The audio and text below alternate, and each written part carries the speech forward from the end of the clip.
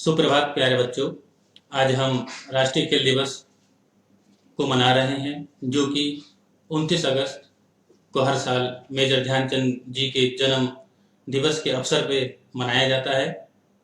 Major Dhyanchand जी का जन्म 29 अगस्त 1905 को इलाहाबाद उत्तर प्रदेश में हुआ था। उनके पिता एक सैनिक थे। बचपन से ही मेजर ध्यानचंद को गेम्स के प्रति कोई खास लगाव नहीं था। 16 साल की उम्र में जब उन्होंने सेना में भर्ती हुए, सेना में भर्ती होने के बाद उनके एक साथी थे मेजर त्यागी। उन्होंने उनको हॉकी के प्रति उनके अंदर एक ऐसा जुनून सा पैदा कर दिया या उन्हें उत्साहित किया, जिससे कि वो हॉकी को खेलना शुरू किए। मेजर ध्यानचंद धीरे धीरे हॉकी में इस तरह मशगूल हो गए कि वो सुबह शाम प्रैक्टिस ही करते थे।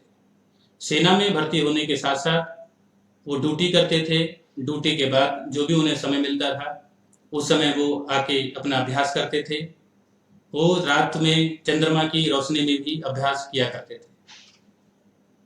यह सब देखकर उनके साथी खिलाड़ी बड़े अचंभित होते थे और ये महसूस करते थे कि आखिर ऐसा क्या है कि ध्यान सिंह हॉकी में न दिन देखता है न रात। तो ये सबको देखते हुए मेजर ध्यानचंद जी का नाम ध्यानचंद पड़ा, जो कि उनका नाम पहले ध्यान सिंह था। तो चंद्रमा की रोशनी में खेलने के कारण उनके साथियों ने उन्हें एक उपनाम दिया, चंद्र। चंद्र जो कि चंद्रमा के समान होता है। धीरे धीरे जैसे जैसे मेजर ध्यानचंद हॉकी को खेलते रहे, उसमें अपनी क्षमता को दिखाते रहे, साबित करते रहे, धीरे धीरे सेना में उनका कद भी बढ़ने लगा। अंतर्राष्ट्रीय करियर उन्होंने 1926 में स्टार्ट किया, प्रारंभ किया। उसके बाद 1928 ओलंपिक में जब भारतीय टीम एम्स्टर्डम में पहुंची, तो शायद ही किसी ने सोचा होगा कि भारतीय टीम हॉकी में कोई मेडल जीत पाएगी। ऐसा सोचना भी असंभव था कि हमारा देश उस समय गुलाम था। हमारी परिस्थितियां इतनी अनुकूल नहीं थी, व्यवस्थाएं इतनी प्रतिकूल नहीं थी जिसको अभ्यास करके या उसको प्राप्त करके विदेश में जाके खेलना और वहाँ से पदक को लाना बहुत बड़ी चुनौती साबित होती थी उस समय। मेजर ध्यानचंद, उनके भाई रूप सिंह और भी बहुत से ऐसे खिलाड़ी थे जिन्होंने हॉकी में अपना नाम पूरे विश्व में विख्यात किया। 1928 ओलंपिक में जब भारतीय टीम ओलंपिक में पहुंची, तो ओलंपिक में पहला स्वर्ण पदक भारतीय टीम ने जीता। वो पहली बार था जब भारतीय टीम ओलंपिक में हॉकी में पार्टिसिपेट करने गई, और कोई टीम जब पहली बार किसी टूर्नामेंट को खेलने जाती है विश्व स्तर पर, और उस विश्व स्तर पर स्वर्ण पदक जीतना अपने आप में बड़ा गौरवान्वित करने वाला था। तो वो स्वर्णिम अवसर स्टार्ट हुआ 1928 ओलंपिक के साथ। उसी के साथ साथ 1932 ओलंपिक में मेजर ध्यानचंद के द्वारा जो सहयोग दिया गया, जो उनका योगदान दिया गया, वो बहुत स्मरणीय है। उनकी बदौलत भारतीय टीम 1932 ओलंपिक में भी जीत दर्ज कर सकी।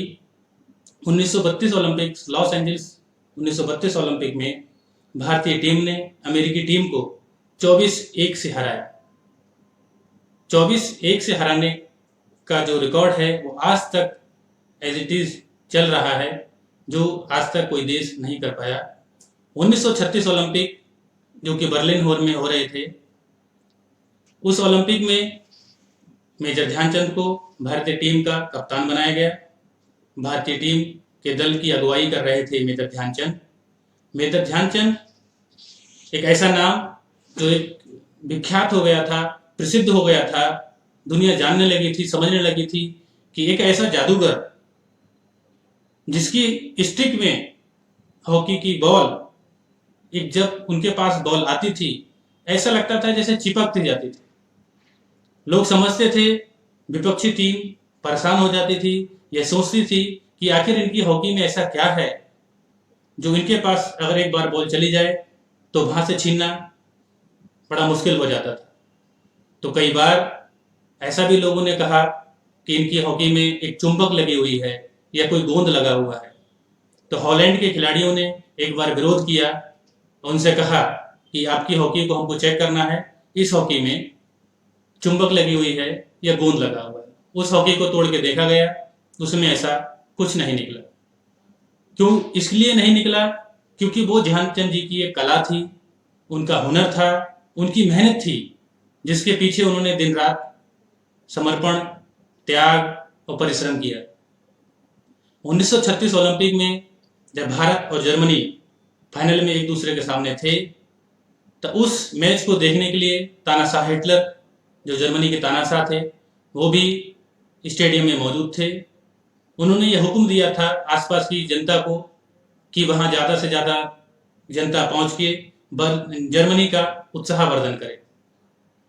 जर्मनी के उत्साहवर्धन के लिए जो भीड़ इकट्ठी हुई थी, उसको देख के ऐसे लग रहा था कि शायद भारतीय टीम का जीत पाना मुश्किल सा होगा। लेकिन ध्यानचंद जी, उनके भाई रूप सिंह और भी बहुत से ऐसे खिलाड़ी रहे जिन्होंने बर्लिन ओलंपिक में भी मेडल जीता। उसके साथ साथ हिटलर ने मैच खत्म होने के बाद जो सबसे रोचक घटना है इस पूरे घटनाक्रम की, और जो बहुत ही महत्वपूर्ण है या स्मरणीय है, याद की जाने वाली है, एक ऐसा उदाहरण जो देश के सच्चे सेवक, सच्चे सम्मान को जागरूक या दिखाने का अवसर था। वो था कि हिटलर ने मैच खत्म होने के बाद मेजर ध्यानचंद को अपने पास बुलाया।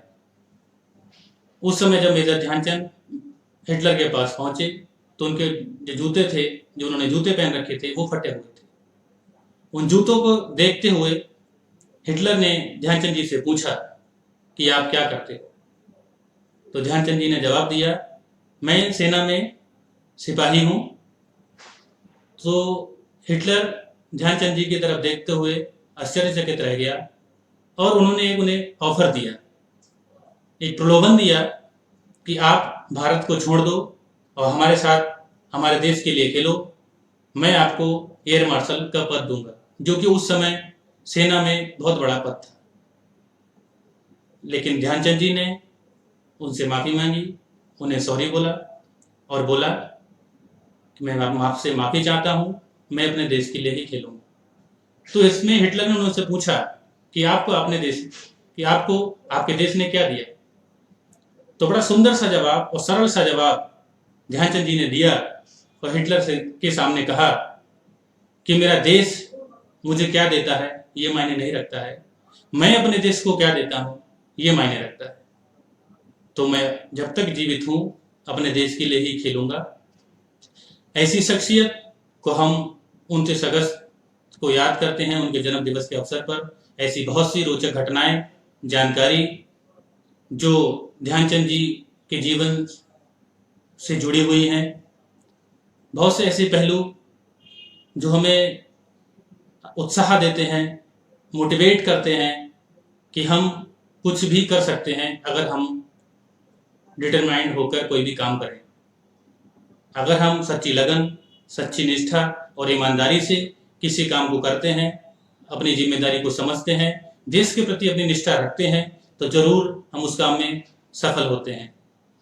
मेजर ध्यानचंद जी ऐसे ही व्यक्तित्व के धनी थे जिन्हें हमारा देश, हमारे देश के लोग हमेशा उन्हें याद करेंगे।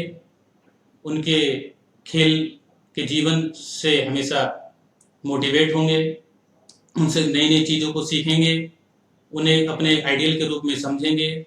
आज भी हॉकी में उनका जो पद है, जो उनकी प्रतिष्ठा है, बहुत सम्माननीय है, बहुत महत्वपूर्ण है और उनको भारतीय टीम हमेशा और भारत के लोग हमेशा सम्मान के साथ उन्हें याद करेगी।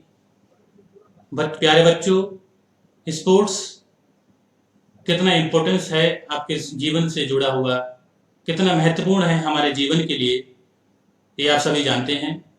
खेल के माध्यम से ही हमारे शरीर का विकास होता है, मानसिक, शारीरिक और मनोवैज्ञानिक विकास जो खेल के माध्यम से हो सकता है और होता भी है। कहते हैं कि स्वस्थ शरीर में स्वस्थ मस्तिष्क का निवास होता है। तो प्यारे बच्चों, हम जरूर खेल को अपनी दिनचर्या में शामिल करें और अपने आप को स्वस्थ रखें, क्योंकि इस समय पूरा विश्व एक वैश्विक महामारी से गुजर रहा है। हम समझ रहे हैं कि आने वाले दिनों में और चिंताजनक समस्या होने वाली है। जो कोरोना वैश्विक महामारी का दौर जो चल रहा है, जिस तरीके से इसका संक्रमण का प्रसार हो रहा है, पूरा विश्व इससे चिंतित है। पूरा विश्व इस खोज में लगा है कि किसी तरीके से इसकी वैक्सीन, तब तक जब तक हमें इसका उपचार, इसकी दवाई, इसकी वैक्सीन ना मिले, तब तक हमें अपना और अपनों का ख्याल रखना है। प्यारे बच्चों, मेरा आपसे और आपके अभिभावकों से ये निवेदन है कि वे अपना और अपने बच्चों का ख्याल रखें, स्वस्थ वातावरण में रहें, हेल्दी खाना खाएं, बैलेंस डाइट लें। जैसे कि भारत सरकार ने समय समय पे बहुत सी गाइडलाइन जारी की हैं, स्वास्थ्य मंत्रालय ने भी अपनी गाइडलाइंस को दिया है और समय समय पे हमें अवगत कराया है कि जैसे हम अगर मार्केट में जाते हैं तो कोशिश करें कि लोगों से कम 6 गज की दूरी बना के रखें, भीड़ वाली एरिया में ना जाएं, कोशिश करें और हमेशा मास्क का उपयोग करें। अगर हम भीड़ वाली एरिया में जाते हैं, लोगों के संपर्क में जाते हैं, तो हमें कोशिश करनी चाहिए और हमेशा ऐसा ही करें कि आप घर में सबसे पहले आएँ, अपने जो भी आपने कपड़े पहन रखे हैं, जो भी आपने चप्पल शूज पहन रखे हैं, उनको बाहर ही निकालें। निकालने के बाद सीधे वॉशरूम में जाएं, वॉशरूम में जाके अपने कपड़े को चेंज करें, कपड़ों को साबुन के पानी में भिगो कर रख दें, एक अच्छा स्वच्छ स्नान लें, हैंड को वॉश करें, अपनी आँखों को, अपने कानों को, अपनी नाक को, अपने कहीं ऐसा लगता है कि आपने ऐसी कोई वस्तु को छुआ है जिसमें संक्रमण हो सकता है, अपनी आँखों को, अपने नाक, अपने कानों को बचा के रखना है, क्योंकि संक्रमण किसी भी तरीके से फैल सकता है। तो समय समय पे हैंड वॉश करते रहें, हैंड वॉश का इस्तेमाल करें, सैनिटाइजर का इस्तेमाल करें, साबुन का इस्तेमाल करें। 20 सेकंड कम से कम उसको अच्छे से हाथों को रब करते हुए, अच्छे से पूरे हाथों को चारों तरफ से अपने फिंगर्स को, थम्स को, पाम को रगड़ रगड़ के साफ करें, पानी से धोएं, जिससे कि संक्रमण से बचा जा सके। हेल्दी खाना खाएं, जो कि सबसे ज़्यादा ज़रूरत है इस महामारी में। हम 4-5 महीने से एकदम घर में कैद होकर रह गए हैं। जिस तरीके की हमारी दिनचर्या हो गई है वो अव्यवस्थित हो गई है, जिसके कारण हमें तनाव, आलसपन, मोटापा और वैसी ऐसी चीज़ें जो नहीं होनी चाहिए वो हो रही हैं, क्योंकि आज के समय में सारे खेल मैदान, जिम, स्पोर्ट्स के जो भी इंफ्रास्ट्रक्चर्स हैं सब बंद हैं। तो ऐसे समय में हमें कोशिश करनी है कि अपने घर के आसपास जो सराउंडिंग है या घर के अंदर योग, प्राणायाम, एक्सरसाइज कम से कम डेली सुबह या शाम, जो भी आपको समय सही लगे, 15 से 20 मिनट, आधा घंटा, मैक्सिमम 1 घंटा, जितना भी आप कर सकते हो उतना जरूर करें। योग करने से, अच्छा खान पान करने से, स्वास्थ्य के प्रति ना हो तो घर से ना निकलें, अपने आप को कवर करके रखें, मास्क लगा के रखें, खुद को स्वस्थ रखें, अपनों को स्वस्थ रखें। जय हिंद, जय भारत। सुप्रभात प्यारे बच्चों, कैसे हैं आप सब? बच्चों, आज राष्ट्रीय खेल दिवस के इस मौके पे मैं आप सबका स्वागत करता हूं, अभिवादन करता हूं और ढेर सारी शुभकामनाएं देता हूं आप सब बच्चों को, पूरे देशवासियों को। बच्चों, केंद्रीय विद्यालय संगठन का हमेशा से यह प्रयास रहा है कि बच्चे का सर्वांगीण विकास हो, जिसके चलते हम निरंतर पूरे साल ऐसी गतिविधियां करवाते हैं कि बच्चे का ना केवल मानसिक और बौद्धिक विकास हो, बल्कि उसका शारीरिक विकास भी उसी लय के साथ हो। बच्चों, हमारा करिकुलम भी कहता है कि sports is a part of education, लेकिन मैं ऐसा मानता हूं sports is a part of education but sports itself a education. हमें स्पोर्ट्स से ऐसी कई चीजें सीखने को मिलती हैं जो शायद हमें एक बड़े क्लासरूम प्लेटफॉर्म पे भी ना सीखने को मिले। आज मैं आपके सामने कुछ ऐसी बातें रखता हूं जो हम लोग स्पोर्ट्स के माध्यम से सीख सकते हैं। सबसे पहला, डिसिप्लिन, अनुशासन। एक अच्छा खिलाड़ी होने के नाते आपके अंदर अनुशासन होना ही चाहिए, और यह केवल आपको एक अच्छा खिलाड़ी नहीं बल्कि एक अच्छा इंसान बनाता, जिसे आप जीवन में कामयाबी की तरफ अग्रसर होंगे। दूसरी बात, हार्ड वर्क। केवल खेल को जीतने के लिए स्ट्रेटेजी की नहीं, जिस प्रकार कड़ी परिश्रम, कड़े मेहनत की जरूरत होती है, ठीक उसी प्रकार यदि हम जीवन में अपने लक्ष्य को हासिल करना चाहते हैं तो हमें हार्डवर्क की आवश्यकता होती है। तो हमें यह भावना खेल से सीखने को मिलती। तीसरी बेहद जरूरी चीज है टीम वर्क, यानी कि अपने साथियों का सहयोग। बच्चों, हम अकेले राह पे चल तो सकते हैं, लेकिन मंजिल तक पहुंचने के लिए, लक्ष्य की प्राप्ति के लिए हमें अपने साथियों के सहयोग की आवश्यकता होती है, और यह भावना हमें सिखाता है खेल। चौथी और बेहद जरूरी चीज है फोकस, कंसंट्रेशन। यदि आप अपने लक्ष्य को एक कंसंट्रेशन के साथ, एक फोकस के साथ अचीव करने की कोशिश करते हैं तो डेफिनेटली आप उस गोल को अचीव कर पाएंगे। हमारे वेदों में भी लिखा है, यदि अर्जुन को भी निशाना लगाना था तो उसको अपना कंसंट्रेशन, अपना फोकस चिड़िया की आंख पे रखना था। यदि वो ऐसा नहीं कर पाता तो वो अपना लक्ष्य हासिल नहीं कर पाता। तो हमारे जीवन में लक्ष्य के साथ फोकस का होना बहुत जरूरी है। और पांचवी एक ऐसी बात मैं आपको बताना जा रहा हूं जो शायद आपको कोई सिखा नहीं सकता, यह आपको खुद जूझ के सीखनी पड़ती है जिंदगी से, और यह है हमारी रिस्क टेकिंग एबिलिटी। देखिए, एक खिलाड़ी जो होता है, कई ऐसी घड़ियां आती हैं खेल में जब उसे यह निर्णय लेना होता है और उसका यह निर्णय निर्धारित करता है कि इस खेल में उसे विजय मिलेगी या हार। और ये जो डिसीजन वो लेता है उस क्षण, ये उसे थियोरेटिकली पढ़ाया जाना लगभग नामुमकिन। वो अपने जीवन में समस्याओं से जूझ कर ही इस तरह के फैसले लेने की काबिलियत को हासिल करता है। तो ये जो मैंने आपको 5 बातें बताई, ये एक खिलाड़ी के अंदर बेहद जरूरी हैं, और एक खिलाड़ी के साथ साथ ये आपको जीवन में एक अच्छा इंसान बनाएंगे, आपको अपना लक्ष्य हासिल करने में आपकी मदद करेंगे। बच्चों, हम सब जानते हैं कि हम लोग एक बेहद विकट समय से गुजर रहे हैं। पिछले 6 महीने से हम बिल्कुल जेल में जैसे बंद हैं। हम सभी लोग जानते हैं कि हम सब लोग एक कोरोना महामारी से जूझ रहे हैं, जिसके चलते हमारा विद्यार्थी वर्ग जो है वो पिछले 6 महीने से ना केवल अपने आप को बंदिशों में महसूस कर रहा है, बल्कि एक ऑनलाइन स्टडीज का बर्डन भी उसके ऊपर हावी होता जा रहा है, जिसके चलते कहीं ना कहीं इन सब के विपरीत प्रभाव उसके सेहत पे हमें देखने को मिलते हैं। बच्चों, मैं आज आपको कुछ मूल मंत्र देना चाहूंगा इस वर्चुअल प्लेटफॉर्म के माध्यम से, जो शायद हम लोगों को ये जो कोरोना महामारी से जो जंग है, केवल इसको पार करने में नहीं, इसको जीतने में हमारी मदद करें। और ये मूल मंत्र जो है, इसको मैं कहता हूं यस। यस यानी कि YES। बच्चों, बहुत ध्यान से सुनिएगा।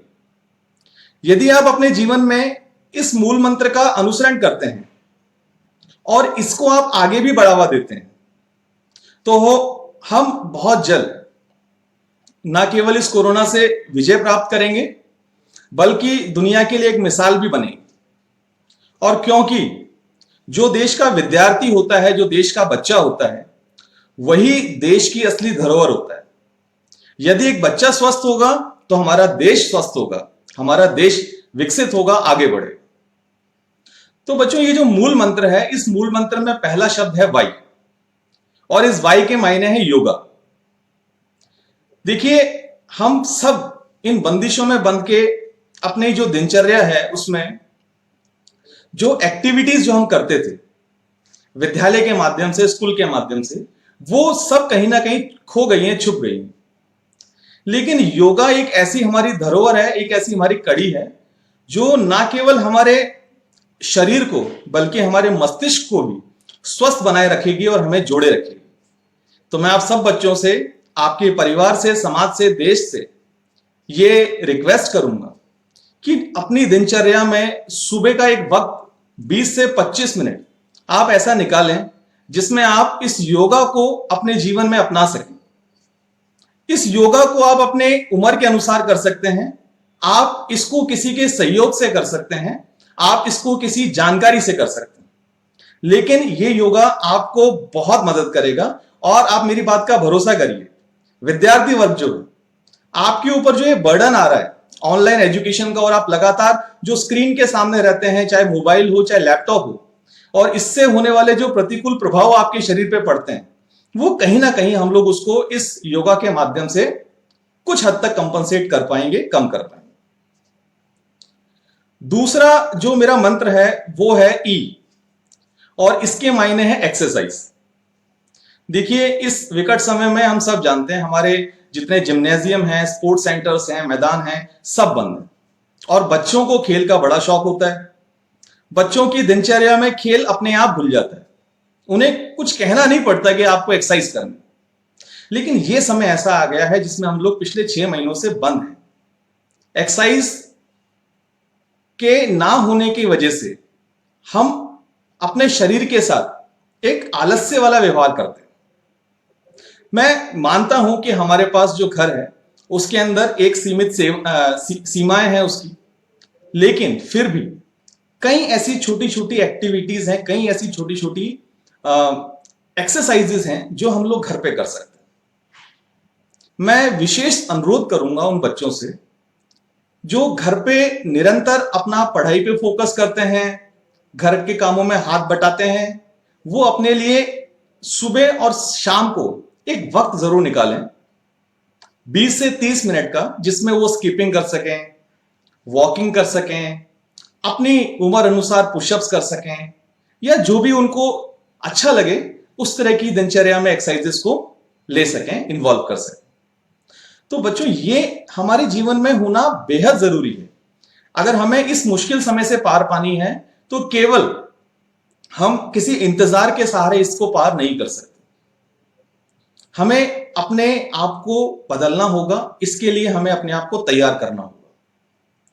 और जो तीसरा मूल मंत्र मैं आपको देने जा रहा हूं, ये तीसरा मूल मंत्र इस समय के लिए आप यूं कह लीजिए संजीवनी है, सबसे जरूरी। देखिए, पूरी दुनिया इस समय इस महामारी से लड़ने के लिए प्रयासरत है और कोशिश कर रही है कि हम जल्द से जल्द इसका कोई समाधान निकालें, कोई ऐसी वैक्सीन बना लें, कोई ऐसी दवाई बना लें जिससे शायद हम इस रोग के ऊपर विजय प्राप्त कर सकें। लेकिन हम केवल उसके इंतजार में हाथ पे हाथ रखकर नहीं बैठे रह सकते।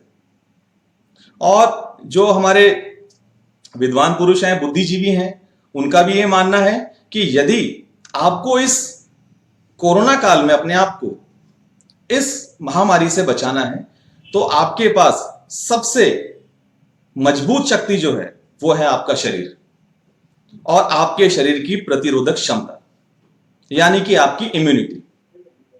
और जो मेरा तीसरा मूल मंत्र है वो इसके ऊपर बेस्ड है, यह है एस के मायने है सप्लीमेंट्स। सप्लीमेंट्स यानी कि वो आहार जो हम लोग अपने दैनिक जीवन में, दिनचर्या में कंज्यूम करते हैं, खाते हैं, लेते हैं। बच्चों, अगर आपको अपनी प्रतिरोधक क्षमता बढ़ानी है, आप लगातार देखते आ रहे हैं न्यूज चैनल्स में, टीवी चैनल्स के माध्यम से, हमें अपने आहार में एक बड़ा परिवर्तन करने की आवश्यकता है।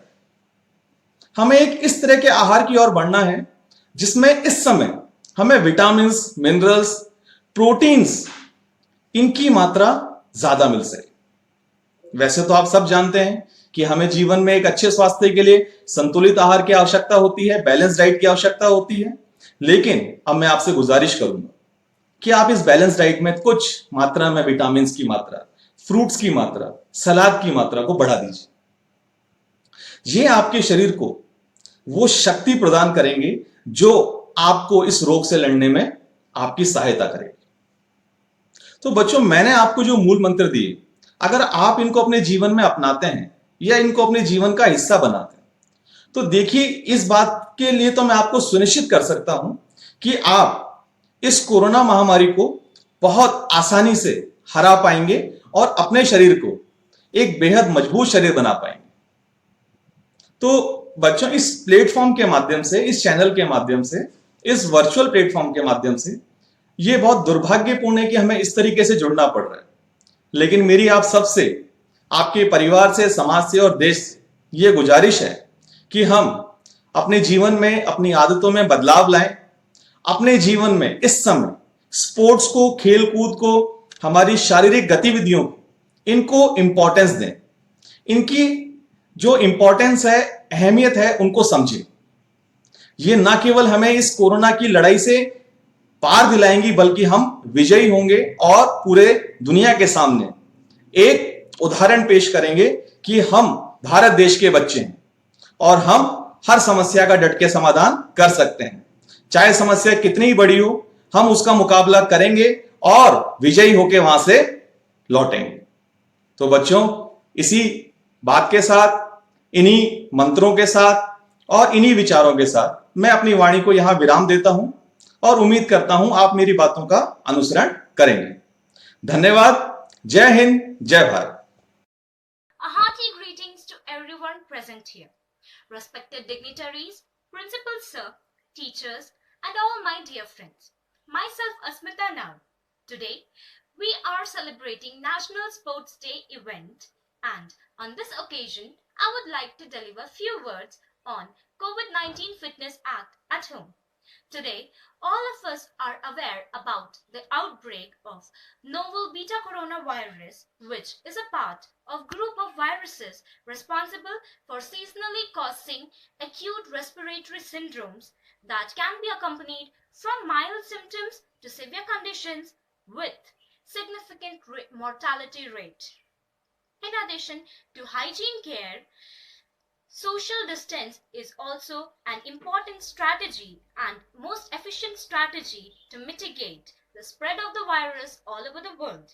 One of the strategies that has been taken into consideration as an important tool to facilitate adherence to isolation is the encouragement of regular physical exercise, especially due to its ability to reduce feelings of anxiety and stress in the population. Thus, in parallel with the expansion of coronavirus in the world, the search for the exercise at home has also gained importance. To think of the strategies that can lead to an effective home practice in promoting physically active lifestyle. Regarding with this, some pertinent questions may arise, such as how will the exercise prescription and follow-up of the population can be carried out during this event, during this period? What guidelines should be followed for a safe and efficient prescription? What types of exercises should be prioritized? What are the criteria for this selection? Overall, here we suggest a prescription model that estimates the performance of at least 150 minutes of aerobic exercises as well as strength exercises for the main muscle groups.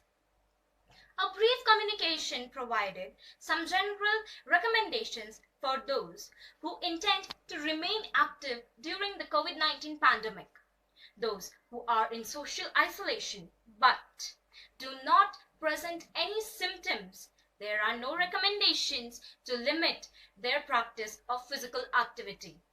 However, performing 150 to 300 minutes of aerobic exercise per week and 2 sessions per week of moderate intensity muscle strength training should be encouraged. To realize the aerobic activity in home training, we have many possibilities like stationary gait or stair climbing. The use of domestic ergometers such as bicycles, treadmills, and rowing also becomes an opinion for those who have these equipments at home. Exercises popularly known as jumping jacks, jumping rope, and others, among the others, are also the options if the musculoskeletal conditions allows. These activities can be carried out. These activities can be carried out together or in the block of 2, 5, 10 or 15 minutes, but provided that the total accumulated in the week is equal to 150 minutes or it can be greater than that as suggested. In general, the maintenance or implementation of aerobic activities during the period of social isolation does not seem to face many physical or substantial barriers, as we have suggested that these activities have low complexities and are already well known to the world population. However, guidance on the intensity of stimuli is necessary, since the general recommendation that the intensity to be moderate. There is also a need to assess the exercise intensity among the elderly. Considered the main mortality risk group for the COVID-19, it is important that the elderly individuals must also remain physically active during the pandemic, using both aerobic exercises and strength exercises at home. Another important question is about continuing or returning to physical activity during an upper respiratory tract infection. It is followed by the neck check rule. If the symptoms of upper respiratory tract infections are limited over the neck, such as coughing, sneezing, or sore throat, the individual is asked to jog for 10 minutes.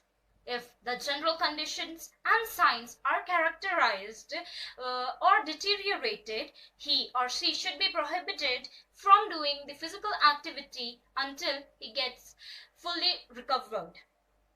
Nevertheless, it seems that the rule applies to a healthy active people with intact immunity and may not be generalizable to the general public. The exercise selection must consider the level of training of the practitioner. Our suggestion is that the people with the little experience in strength training use the exercise located in the regression variation, and at the other extreme, the experienced practitioner can take the advantage of progression variations.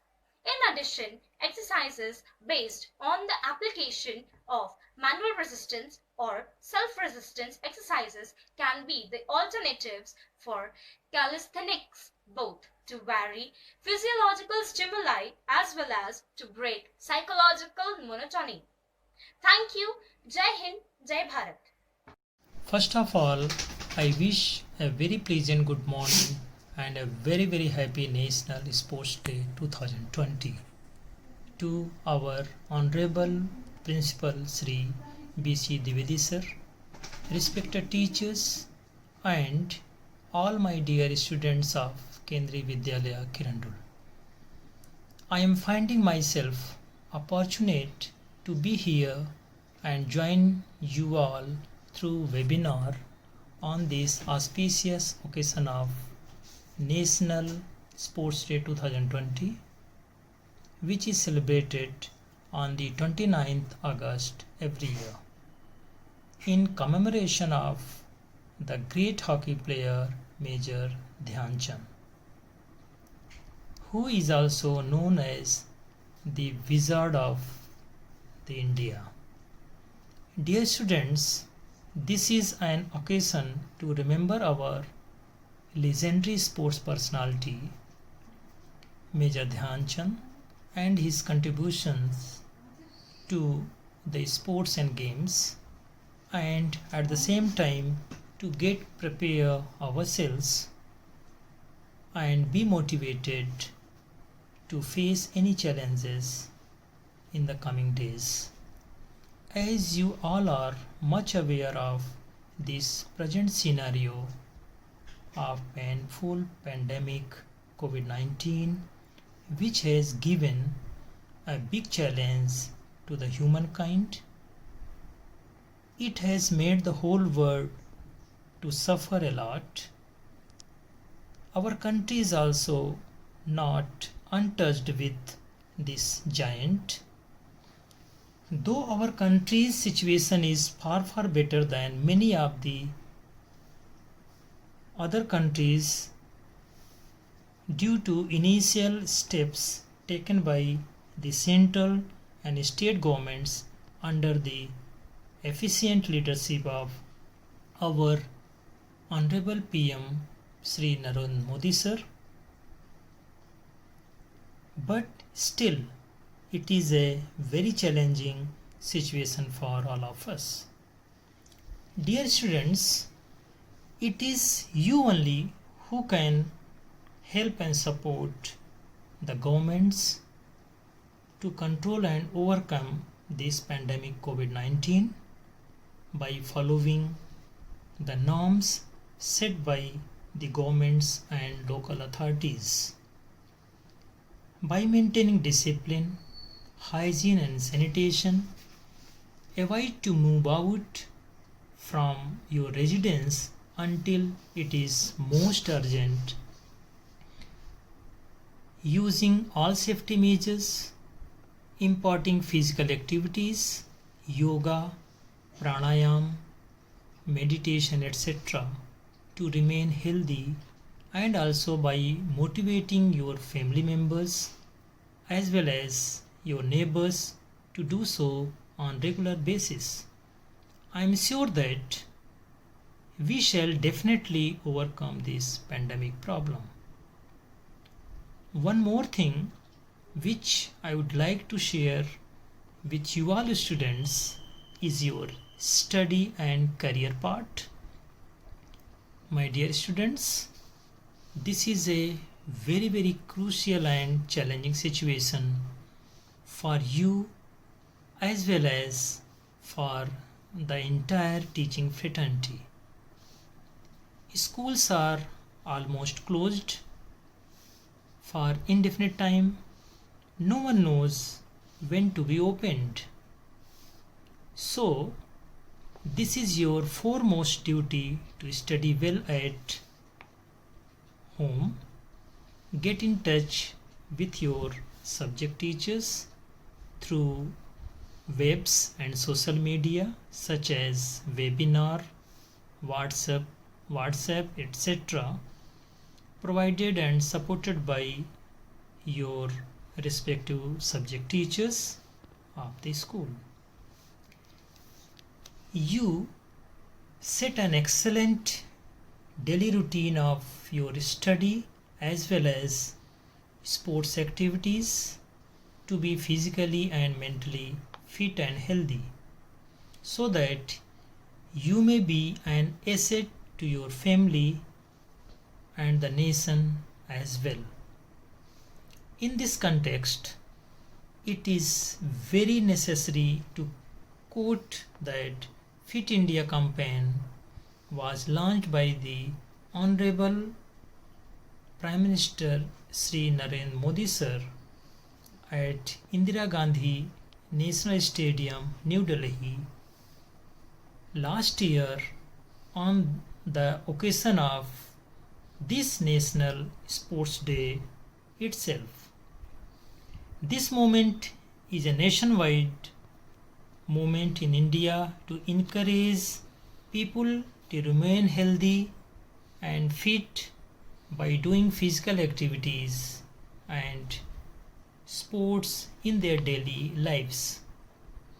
You all should join this noble campaign to remain fit and healthy, let me conclude this pious occasion of National Sports Day 2020 by taking this place. My dear students, I'll read the place and you will repeat the same by using your name.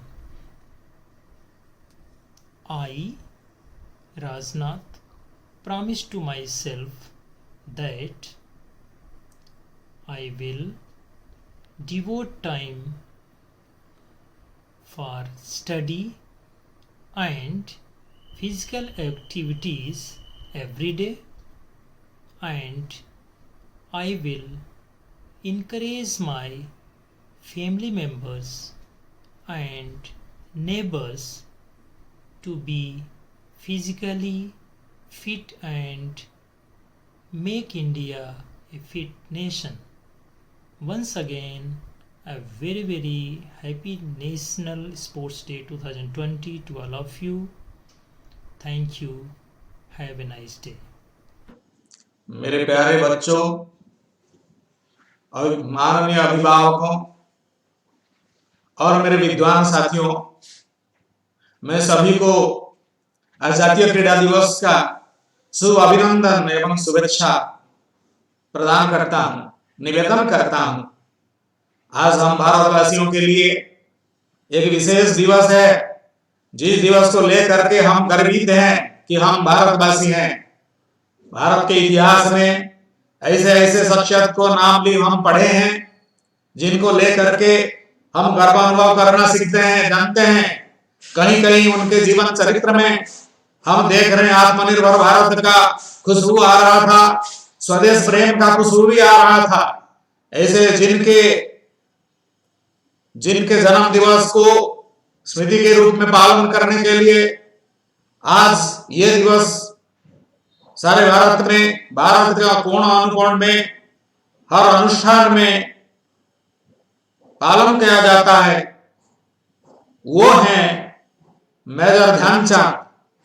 Army में service करते हुए भी वो क्रीड़ा जगत के प्रति समर्पित थे और भारत जो जातीय क्रीड़ा है हॉकी, वो हॉकी के खिलाड़ी थे और वो बड़े इस तरह का होनहार खिलाड़ी थे कि उनके बैट से कभी, उनके हॉकी स्टिक से कभी बॉल छूट नहीं जाता था।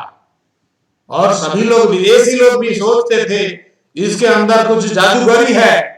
और अंतिम में यही देखा गया कि एक जगह उनके हॉकी स्टिक को तोड़ करके देखा गया कहीं इसके अंदर में कोई चुंबक इत्यादि कोई मैग्नेट तो नहीं लगाया है। ये था उनका चमत्कार हॉकी खेल। और जर्मनी में गए थे। जर्मनी में जब ये इंटरनेशनल मैच खेल रहे थे उस समय भी जर्मन के हिटलर भी वहां आकर के अपना गेम्स देख रहे थे कि सोच रहे थे कि जर्मन तो जीतेगा ही, लेकिन ये 7-1 में जर्मनी परास्त हो गया। और उसी दिन जर्मनी के जो तानाशाह हिटलर, वो ध्यानचंद को आमंत्रित किया, आमंत्रित करके उनसे ललचाया, बोला कि हम बहुत बड़े नौकरी भी देंगे और आपको अनेक पैसा रकम भी देंगे, हमारे टीम का कोच बनो और हमारे टीम के तरफ से आप खेलो। लेकिन ध्यानचंद ने उस दिन उनको जवाब दिया था, सॉरी, मैं दुखित हूं, मैं आपका साथ नहीं दे सकता। मैं अपने देश जहां भी है वो देश मेरा महान है, मैं भारत के लिए खेलूंगा। मुझे धन दौलत नहीं चाहिए, मुझे सम्मान नहीं चाहिए, मुझे उच्च पदवी भी नहीं चाहिए। वो सारे ललचाने वाला सामान को वो निछावर करके अपने देश में वापस आए और मरते दम तक अपने देश को ये सपोर्ट दिया। इससे दो महानता पूर्ति होती है। एक हुआ वो आत्मनिर्भर भारत के टीम को बनाना चाहते थे और दूसरा हुआ उनके अंदर में स्वदेश प्रेम का जागरण था और उनको देख करके भारत के सभी नागरिक सीखना चाहिए। प्यारे बच्चों और माननीय अभिभावकों, हमारे देश में आज प्रधानमंत्री जी जो नारा दिए हैं आत्मनिर्भर भारत, हम बच्चों को चाहते हैं आत्मनिर्भर बनाने के लिए। अब ये कोरोना संक्रमित दुनिया है, इसमें भय के कारण विद्यालय तो चल नहीं रहा है। 5 महीने हो गए हम बच्चों के ये खूबसूरत चेहरा, उनका खिलखिलाहट देखे नहीं है, इसीलिए हम दुखित भी हैं और ईश्वर से प्रार्थना भी करते हैं कि कैसे ये समय गुजर जाए, हमारे बच्चे फिर विद्यालय के प्रांगण में आगमन करें, उनका खिलखिलाहट हमें देख करके संतुष्टि मिले और उनके साथ हम खुद जैसे दौड़ जाते थे, खेल जाते थे, फुटबॉल को पैर से शॉट मार देते थे, बैट को पकड़ करके कभी उनको प्रोत्साहित करने के लिए खुद अपने स्कूल के प्राचार्य खुद जब बैट लेकर के बॉल को मार देते हैं छक्का, तो बच्चे आनंद से नाच उठते हैं। हम इसी तरह का चाहते हैं हमारे बच्चे भी होनहार खिलाड़ी बन करके आगे बढ़े। ये केंद्रीय विद्यालय किरंदुल का नाम दूर दूर तक सुनाई दिया जाता है। अभी हाल में गंगा क्वेस्ट में हमारे विद्यालय के होनहार छात्र अमोल पांडे 100% मार्क रख करके विजयी हुए और उनको प्रोत्साहन पुरस्कार मिलेगा भारत सरकार की तरफ से। हमारे विद्यालय में प्रांगण नहीं है, खेल कूद का सामान जो है वो कम है, कम रखा गया जानबूझ करके, क्योंकि विद्यालय में मैदान नहीं है। लेकिन इसी विद्यालय से हर साल हम नेशनल खिलाड़ी बना करके आगे बढ़ाते हैं, भेज देते हैं। इसमें उनका नाम है किरंदुल। एक भारत के एक अवहेलित जगह है, छोटा जगह है, लेकिन केंद्रीय विद्यालय किरंदुल से हम लगातार अभी 2 साल, पिछले साल और इस साल हमारे शिक्षकों का अथक प्रयास से, हमारे अभिभावकों का अथक प्रयास से, बच्चों का मेहनत से हम रीजनल टॉपर दिए हैं। जब रायपुर नहीं दे पाता, रब बड़े बड़े जगह से नहीं दे पाते, और किरंदुल जैसा छोटा जगह हिम्मत वाला है और ये पूरे देश में इसका नाम है। और रायपुर रीजन में हम जो लगातार 2-2 बार और दे रहे हैं रीजनल टॉपर, और आगे इस साल भी हम क्लास 12 में ऐसे होनहार छात्र छात्राएं हैं, हम रीजनल टॉपर देंगे। ये विद्यालय का प्राचार्य गर्व के साथ बच्चों की खिलखिलाहट को देखते हुए कहते हैं कि इस साल भी हम रीजनल टॉपर रायपुर रीजन से देंगे और ये किरंदुल का नाम रोशन होगा। किरंदुल के बच्चे पिछले साल 5 बच्चे गए थे, उसके पहले साल 3 बच्चे नेशनल में गए थे, फिर 5 हुआ और इस बार खेल का मैदान तो हमारे लिए बंद हो गया है और कोरोना फिर खोल जाएगा। फिर जब नेशनल का खेल होगा उसमें हम 5 से जरूर ज्यादा बच्चे नेशनल खिलाड़ी बन करके आगे उभरते हुए आएंगे। ये हमारे सारे बच्चे किरंदुल के उभरते हुई प्रतिभा, साथ ही हम सारे बच्चों को लेकर के 100% रिजल्ट लगातार दे रहे हैं क्लास 10 और 12 में, और आगे भी देते रहेंगे। हम सारे अभिभावकों को और सारे बच्चों को पुनः पुनः प्रोत्साहित करते हैं कि प्यारे बच्चे, अपने अंदर में जो हुनर छिपा हुआ है वो हुनर को आप पहचानिए, और हुनर को पहचानने से ही आपका जीवन शांतिमय, सुखमय, आनंदमय होगा।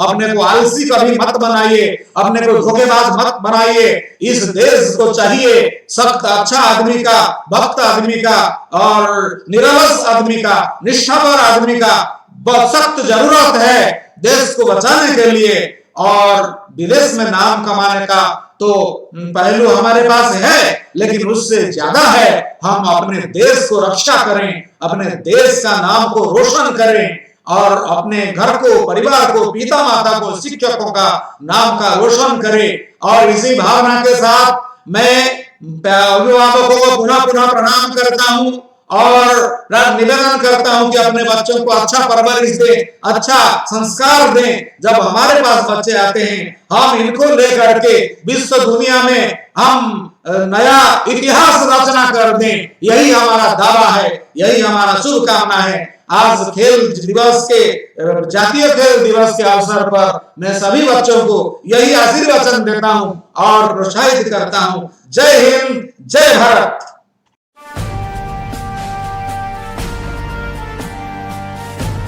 हॉकी के इतिहास की जब जब बात की जाएगी उसमें मेजर ध्यानचंद का नाम हमेशा लिया जाएगा। उन्हें उनके अद्भुत खेल के लिए हॉकी का जादूगर या द विजर्ड के नाम से भी जाना जाता है। वे हॉकी में वही स्थान रखते हैं जो क्रिकेट में सर डॉन ब्रैडमैन का है। अपने खेल के अलावा मेजर ध्यानचंद एक अन्य किस्से के लिए भी याद किए जाते हैं। उनके बारे में कहा जाता है कि 1936 में बर्लिन ओलंपिक खेलों के दौरान उन्होंने हिटलर का एक विशेष प्रस्ताव ठुकरा दिया था। आखिर क्या थी इस घटना के पीछे की सच्चाई और वो कौन सा मौका था जब ऐसा हुआ? आइए जानते हैं आज के इस वीडियो के माध्यम से। मेजर ध्यानचंद का जन्म उत्तर प्रदेश के प्रयागराज में 29 अगस्त 1905 को हुआ था। वे कुशवाहा मौर्य परिवार के थे। उनके पिता का नाम समेश्वर सिंह था, जो ब्रिटिश इंडियन आर्मी में एक सूबेदार के रूप में कार्यरत थे। साथ ही वे भी हॉकी के एक अच्छे खिलाड़ी थे। ध्यानचंद के 2 भाई थे, मूल सिंह एवं रूप सिंह। रूप सिंह भी ध्यानचंद की ही तरह अच्छी हॉकी खेला करते थे। 1922 में 16 साल की उम्र में ध्यानचंद पंजाब रेजिमेंट में एक सिपाही बन गए। आर्मी में आने के बाद ध्यानचंद ने हॉकी खेलना अच्छे से शुरू किया और उन्हें यह खेल पसंद आने लगा। सूबेदार मेजर भोले तिवारी, जो ब्राह्मण रेजिमेंट से थे, वे आर्मी में ध्यानचंद के मेंटोर बने और उन्हें खेल के बारे में बेसिक ज्ञान दिया। वहीं पंकज गुप्ता ध्यानचंद के पहले कोच कहे जाते थे। उन्होंने ध्यानचंद के खेल को देखकर यह कह दिया था कि एक दिन यह खिलाड़ी पूरी दुनिया में चांद की तरह चमकेगा। उन्हीं ने ध्यानचंद को चंद नाम दिया। इसके बाद उनके करीबी उन्हें इसी नाम से पुकारने लगे। इसके बाद ध्यान सिंह ध्यानचंद बन गए। 1926 में न्यूजीलैंड में होने वाले एक टूर्नामेंट के लिए ध्यानचंद का चुनाव हुआ। यहाँ एक मैच के दौरान भारतीय टीम ने 20 गोल कर दिए थे, जिसमें से 10 तो ध्यानचंद ने ही किए थे। इस टूर्नामेंट में भारत ने 21 मैच खेले थे, जिसमें से 18 में भारत विजयी रहा, 1 में हार मिली तथा 2 ड्रॉ हुए। भारतीय टीम ने पूरे टूर्नामेंट में 192 गोल किए, जिनमें से ध्यानचंद ने ही 100 गोल मारे थे। यहां से लौटने के बाद ध्यानचंद को आर्मी में लांस नायक बना दिया गया। साल 1927 में लंदन के फोकस्टोन फेस्टिवल में भारत ने 10 मैचों में 72 गोल किए, जिसमें से ध्यानचंद ने 36 गोल किए थे। मेजर ध्यानचंद ने भारत को ओलंपिक में 3 बार गोल्ड मेडल दिलवाया। 1928 में एम्स्टरडैम ओलंपिक्स में, 1932 में लॉस एंजलिस में और 1936 में बर्लिन ओलंपिक्स में। ओलंपिक शुरू होने के लगभग 1 महीने पहले भारतीय टीम और जर्मनी ने 17 जुलाई 1936 को एक अभ्यास मैच खेला था। इस मैच में भारत के पास अली दारा, अहमद खान और ध्यानचंद जैसे धुरंधर खिलाड़ी थे। बावजूद इसके ये मैच भारत जर्मनी से नहीं जीत सका। इस मुकाबले में जर्मनी ने भारत के खिलाफ 4 गोल किए, वहीं भारत सिर्फ 1 ही गोल कर पाया। ओलंपिक से ठीक पहले भारतीय टीम का इस तरह हारना कप्तान ध्यानचंद के लिए चिंता का विषय था। कहते हैं कि इस हार के बाद वे पूरी रात नहीं सो पाए। उन्हें इस बात का डर सताने लगा था कि कहीं ओलंपिक में भारत के सिर से हॉकी में बादशाहत का ताज न छिन जाए। हालांकि सुबह होते ही उन्होंने अपनी गलतियों से सीखते हुए आगे की रणनीति बनाई। जल्द ही वे अपनी पूरी टीम को ओलंपिक के लिए मानसिक रूप से तैयार करने में सफल रहे। ध्यानचंद की अगुवाई में टीम एकदम नई और तरोताजा लग रही थी। तेजी से वक्त बीता और ओलंपिक भी आ गया। 5 अगस्त 1936 को भारतीय टीम को हंगरी का सामना करना था। दोनों टीमें मैदान पर उतरी तो भारतीय खिलाड़ियों में एक अलग किस्म की ही ऊर्जा देखने को मिली। उन्होंने शानदार खेल दिखाते हुए अपने पहले ही मैच में हंगरी को 4 गोल से पीट दिया। आगे भी उनकी जीत का सिलसिला जारी रहा। 7-0 से यूएस और 9-0 से जापान को हराने के बाद वे सेमीफाइनल में पहुंच चुके थे। वहां भारत ने फ्रांस को 10-0 से मात देकर दुनिया को यह बता दिया था कि वे गोल्ड लेकर ही जाएंगे। इस मुकाबले के असली हीरो ध्यानचंद ही थे। उनकी अगुवाई में भारत फाइनल मुकाबला खेलने जा रहा था। भारतीय टीम की तर्ज पर जर्मनी भी अपने विजय रथ के साथ आगे बढ़ी और फाइनल तक पहुंच गई। जर्मनी का क्रूर तानाशाह हिटलर जर्मनी के प्रदर्शन से बहुत खुश था। उसने फाइनल मुकाबले के लिए पूरे जर्मनी को बदल डाला। स्टेडियम के आसपास के इलाकों में खास किस्म के इंतजाम किए गए। सभी को जर्मनी की टीम का हौसला बढ़ाने के लिए स्टेडियम पहुंचने का आदेश दिया गया। हिटलर ने सुनिश्चित किया कि वो इस फाइनल मुकाबले में खुद भी मौजूद रहेगा। वो किसी भी कीमत पर जर्मनी को जीतते हुए देखना चाहता था। दूसरी तरफ ओलंपिक शुरू होने से पहले ही एक अभ्यास मैच में जर्मनी भारत को हरा चुका था, इसलिए उसके हौसले बुलंद थे। वो अपनी जीत को लेकर आश्वस्त लग रहा था। हालांकि भारतीय टीम भी खुद को कमजोर मानकर नहीं चल रही थी। कप्तान ध्यानचंद समेत सभी खिलाड़ी आत्मविश्वास से लबरेज थे। यूं तो भारत और जर्मनी को 14 अगस्त को एक दूसरे से भिड़ना था, पर ऐन मौके पर तेज बारिश ने सारा मामला खराब कर दिया। मैदान पूरी तरह खराब हो चुका था, इसलिए मैच को टाल दिया गया। तय किया गया कि अब यह मुकाबला अगले दिन यानी 15 अगस्त को खेला जाएगा। मैच शुरू होने से पहले भारतीय खिलाड़ी थोड़ी चिंता में दिखे, पर जब वे मैदान पर उतरे तो उन्होंने तेवर बदल लिए। उन्हें पता था कि यह मैच बहुत ही महत्वपूर्ण था। मुकाबले के कुछ मिनट पहले कप्तान ध्यानचंद ने सभी खिलाड़ियों से बात की और उनमें नई जान फूंकने का काम किया। रेफरी के इशारे के साथ भारतीय टीम मैच को जीतने निकल पड़ी। पहले मिनट से ही जर्मनी के खिलाड़ियों को यकीन नहीं हो रहा था कि वो उसी टीम के साथ खेल रहे हैं जिसे उन्होंने अभ्यास मैच में बड़े अंतर से हराया था। मेजर ध्यानचंद तो कुछ इस तरह गेंद को अपनी हॉकी से लेकर दौड़ रहे थे जैसे मानो गेंद को उन्होंने हॉकी से चिपका कर रखा हो। देखते ही देखते भारतीय टीम ने एक के बाद एक गोल दागने शुरू कर दिए। मैच में एक पल ऐसा भी आया जब पूरे मैदान पर सन्नाटा छा गया। भारतीय टीम जर्मनी को उसी के मैदान पर पीटकर विश्व विजेता बनने जा रही थी। जर्मन खिलाड़ियों के चेहरों पर हार का भाव साफ तौर पर देखा जा सकता था। वे सुस्त पड़ चुके थे। इसी बीच भारतीय टीम ने अपना आखिरी गोल दागकर 8-1 के बड़े अंतर से यह मुकाबला अपने नाम कर लिया। मैदान पर मौजूद सभी की नजरें भारतीय टीम के ऊपर टिकी हुई थीं, खासकर कप्तान ध्यानचंद पर, जिन्होंने इस मुकाबले में अकेले 6 गोल दागकर हिटलर का जर्मनी को अपनी आंखों से जीतते हुए देखने का सपना तोड़ दिया था। सब लोग अपनी कुर्सियों से खड़े होकर उनके अभिवादन में तालियां बजा रहे थे। ध्यानचंद को अपनी टीम पर गर्व था क्योंकि उन्होंने अपने देश भारत की लाज रख ली थी, साथ ही भारत को ओलंपिक में एक और गोल्ड दिलवाया। इस हार के बाद पूरे स्टेडियम में शांति छा गई। सबकी नजरें हिटलर की तरफ थीं कि अब वो क्या करेगा। वो किसी भी कीमत पर यह मैच जीतने वाला था। लोगों को लग रहा था कि कहीं वो आग बबूला होकर तानाशाही का कोई नया उदाहरण न पेश कर दे, पर हिटलर किसी और ही दुनिया में खोया हुआ था। हिटलर ध्यानचंद के खेल से बहुत ज्यादा प्रभावित हुआ। वो जल्द से जल्द भारतीय टीम के कप्तान मेजर ध्यानचंद से मिलना चाहता था। तेजी से वो भारतीय टीम को सम्मान देने के लिए मंच पर पहुंचा और आगे बढ़ते हुए मेजर ध्यानचंद को पदक पहनाया। ध्यानचंद पुरस्कार लेकर जाने लगे तो उसने ध्यानचंद को टोकते हुए कहा, रुको। उसने अपना हाथ बढ़ाते हुए ध्यानचंद से हाथ मिलाया और कहा कि मैंने इससे पहले तुम्हारे जैसा कोई भी खिलाड़ी नहीं देखा। तुम्हारे हाथों और स्टिक में जादू है। तुम हॉकी खेलने के अलावा क्या करते हो? मेजर ध्यानचंद ने मुस्कुराते हुए कहा, मैं भारतीय सेना में लांस नायक हूँ। इस पर हिटलर ने कहा, तुम जर्मनी आ जाओ, मैं तुम्हें फील्ड मार्शल बना दूंगा। उस समय सेना का बहुत बड़ा पद था। ध्यानचंद हिटलर के प्रस्ताव को सुनकर हैरान थे। उन्हें समझ नहीं आ रहा था कि वे क्या कहें। फिर भी उन्होंने हिटलर से कहा, माफ करें, भारत मेरा देश है और मैं वहीं ठीक हूं। भारत मेरी मातृभूमि है और मैं हमेशा भारत के लिए ही खेलूंगा। हॉकी के जादूगर के शब्दों को सुनकर हिटलर उनसे और ज्यादा प्रभावित हुए। इस तरह मेजर ध्यानचंद भारत के लिए गोल्ड जीतने के साथ साथ हिटलर का दिल जीतने में भी कामयाब रहे। हिटलर ने उन्हें सम्मान के साथ विदा किया था। हिटलर जैसे तानाशाह के सामने भी भारत को सर्वोपरि मानने वाले ध्यानचंद के जज्बे को हम सलाम करते हैं। वे भले ही हमारे बीच नहीं हैं, लेकिन खेल जगत में उनके योगदान को हमेशा याद किया जाएगा। मेजर ध्यानचंद को साल 1956 में पद्म भूषण से सम्मानित किया गया था। साथ ही बीच बीच में उन्हें भारत रत्न देने की चर्चा भी जोरों।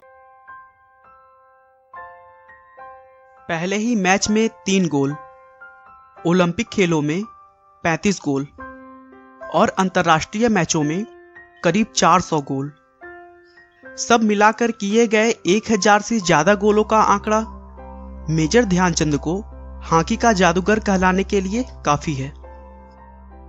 और अगर अभी भी उनके खेल को लेकर कोई शक है तो मैं उनके कैरियर की कुछ घटनाएं आपसे शेयर करने जा रहा हूं, जिससे यह आपको पता चल जाएगा कि ध्यानचंद की तरह हॉकी का खिलाड़ी उनके बाद ना तो कोई हुआ है और शायद ना ही कोई होगा। दोस्तों, गेंद इस तरह उनकी हॉकी स्टिक से चिपकी रहती थी कि उनके अगेंस्ट खेल रहे खिलाड़ियों को अक्सर शक होता था कि वह किसी स्पेशल स्टिक से खेल रहे हैं। यहां तक कि एक बार हॉलैंड में खेलते समय उनकी हॉकी स्टिक में चुंबक होने के शक की वजह से उनकी स्टिक को भी तोड़कर देखा गया था। ध्यानचंद ने अपनी अद्भुत खेल से जर्मनी के तानाशाह हिटलर से लेकर महान क्रिकेटर डॉन ब्रैडमैन तक को अपने खेल का दीवाना बना दिया था। बात है 4 अगस्त 1936 को खेले गए ओलंपिक फाइनल की, जिसमें भारत और जर्मनी आमने सामने थे। मैच जर्मनी में खेला जा रहा था। पूरा स्टेडियम खचाखच भरा हुआ। जर्मनी का तानाशाह हिटलर भी अपने टीम का हौसला बढ़ाने के लिए वहां मौजूद था। मैच शुरू हुआ और पहले हाफ तक मुकाबला बहुत कड़ा रहा, लेकिन भारत 1-0 से बढ़त बनाने में कामयाब रहा था। उसके बाद सेकेंड हाफ के खेल से पहले जो हुआ वो चौंका देने वाला था। लोग कहते हैं कि जर्मनी के विशेषज्ञों ने पिच को जरूरत से ज्यादा गीला करवा दिया ताकि सस्ते जूते पहने हुए भारतीय टीम को दौड़ने और गोल करने में प्रॉब्लम हो और वो मैच हार जाएं। लेकिन गीली पिच को देखकर मेजर ध्यानचंद ने अपने जूते निकाल फेंके जिससे वह अच्छी तरह दौड़ सकते थे। उसके बाद वो और उनकी टीम ने एक के बाद एक कुल 7 और गोल दागे और मुकाबला अपने नाम कर लिया। अपनी टीम की शर्मनाक हार से बौखलाकर तानाशाह हिटलर खेल के बीच में ही मैदान छोड़कर चले गए। अगले दिन ध्यानचंद के अद्भुत खेल को देखते हुए हिटलर ने उन्हें अपने ऑफिस बुलाया और उन्हें पूरी तरह ऊपर से नीचे तक देखा। उस समय ध्यानचंद ने जूते फटे हुए पहन रखे थे। हिटलर ने उनके जूतों की तरफ इशारा करते हुए उन्हें एक अच्छी नौकरी की लालच दी और जर्मनी की टीम से खेलने के लिए कहा। लेकिन इस भारत के सच्चे देशभक्त ने हमेशा भारत के लिए खेलना ही सबसे बड़ा गौरव समझा और जर्मनी के उस जिद्दी तानाशाह हिटलर को तुरंत मना करके वापस आ गए। भारत के अलावा भी दुनिया के बहुत सारे दिग्गजों ने ध्यानचंद की प्रतिभा का लोहा माना है। क्रिकेट के महानायक सर डॉन ब्रैडमैन ने ध्यानचंद के सम्मान में कहा कि वह क्रिकेट के रनों की भांति गोल बनाते हैं। दोस्तों, मुझे उम्मीद है कि अब आप भी जान गए होंगे कि ध्यानचंद को हॉकी का जादूगर क्यों कहा जाता है। चलिए अब शुरू से ध्यानचंद के बारे में जानते हैं। ध्यानचंद का जन्म 29 अगस्त 1905 को प्रयाग उत्तर प्रदेश में हुआ था, जिसे अब इलाहाबाद के नाम से जाना जाता है। उनके पिता सेना में सिपाही थे। बचपन में ध्यानचंद को हॉकी के खेल में कोई खास रुचि नहीं थी। हाँ, लेकिन उन्हें रेसलिंग पसंद था। उन्होंने पास के ही एक साधारण से स्कूल से अपनी पढ़ाई की और उसके बाद 1922 में 16 साल की उम्र तक सेना में भर्ती हो गए। सेना में भर्ती होने के बाद उनका इंटरेस्ट हॉकी में बढ़ने लगा और उनके साथ के मेजर तिवारी ने उन्हें हॉकी खेलने के लिए प्रेरित किया। धीरे धीरे उनमें हॉकी का जैसे जुनून सा हो गया और वो अपनी ड्यूटी के बाद चांदनी रातों में भी हॉकी की प्रैक्टिस करने लगे। दोस्तों, बता दूं कि उनका नाम अभी तक ध्यान सिंह था, लेकिन चांदनी रात में प्रैक्टिस करते हुए देख उनके साथ के सिपाहियों ने उनके नाम के बीच में चंद्र लगा दिया और वो चंद्र धीरे धीरे बदलकर चंद हो गया। तो ऐसे ध्यान सिंह ध्यानचंद बन गए। उन्होंने अपने जुनून और प्रैक्टिस के बल पर अपने आप को हॉकी का सबसे बड़ा खिलाड़ी बना लिया और सेना की तरफ से खेलते हुए अपना बेस्ट परफॉर्मेंस देते गए, जिससे सेना में उनकी लगातार प्रमोशन होती रही और वे एक सिपाही से मेजर बन गए। 1926 में उन्हें अंतर्राष्ट्रीय मैचों में उतारा गया, जहां उन्होंने न्यूजीलैंड के खिलाफ अपना डेब्यू मैच खेला था।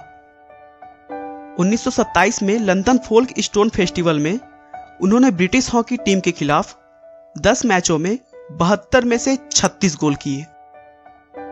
1928 में नीदरलैंड के समर ओलंपिक में खेलते हुए उन्होंने 3 में से 2 गोल दागे। भारत ने यह मैच 3-0 से जीतकर गोल्ड मेडल अपने नाम किया था। 1932 में लॉस एंजलस समर ओलंपिक में तो हद ही हो गई। भारत ने अमेरिकी टीम को 24-1 से धूल चटाकर गोल्ड मेडल जीता। इस साल ध्यानचंद ने 338 में से 133 गोल अकेले मारा था। वह 3 बार ओलंपिक के गोल्ड मेडल जीतने वाली भारतीय हॉकी टीम के सदस्य रहे हैं। 1948 तक 42 साल की उम्र तक उन्होंने अंतर्राष्ट्रीय मैचों में अपना योगदान दिया और फिर वह रिटायर हो गए। रिटायर होने के बाद भी वह आर्मी में होने वाले मैचों में अपना योगदान देते रहे। मेजर ध्यान सिंह को वर्ष 1956 में भारत के तीसरे सबसे बड़े नागरिक सम्मान पद्म विभूषण से सम्मानित किया गया। ध्यानचंद ने भारतीय हॉकी को एक नया पहचान दिया और पूरी दुनिया में ऐसी छाप छोड़ी कि वह शायद अब किसी और खिलाड़ी के लिए पॉसिबल नहीं होगा। उनकी बर्थडे यानी 29 अगस्त को भारत में राष्ट्रीय खेल दिवस के तौर पर मनाया जाता है। लेकिन दोस्तों, हॉकी के इस महान खिलाड़ी के आखिरी के दिन बिल्कुल भी अच्छे नहीं रहे। भारत को हॉकी के खेल में शीर्ष स्थान पर पहुंचाने वाले इस खिलाड़ी को देश भूल गया। उन्हें लीवर की कैंसर थी और पैसे की कमी की वजह से उनका इलाज ठीक से नहीं हो पाया और वह दिल्ली के एम्स हॉस्पिटल के जनरल वार्ड में 3 दिसंबर 1979 को इस दुनिया को अलविदा कह गए। लेकिन दोस्तों, मेजर ध्यानचंद को आज भी हॉकी प्रेमी भगवान की तरह पूजते हैं।